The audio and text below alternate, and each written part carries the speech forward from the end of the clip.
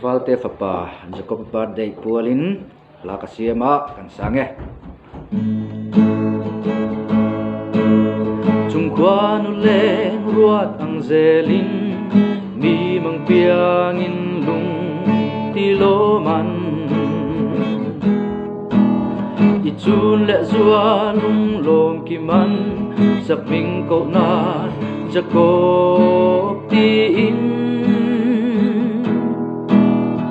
Vulzela, Trang Lian la, Kwa Nuzara.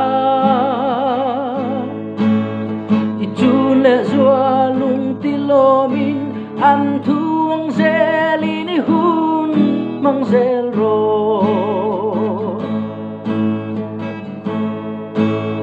Tuna ipian cham lompui na, Kan thei tok malso kan hlan che. Thil lueng ma lan tu nei su i du sak malso na kan hlan che. Vulzela, Trang Lian la, Kwa Nuzara. Ichun le zua lung tilomin, Antuang zelini hun mang zelro.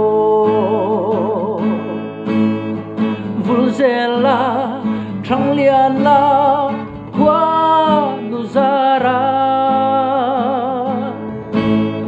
Ichun le zua lung tilomin, Antuang zelini hun mang zelro. Happy birthday, Jacob.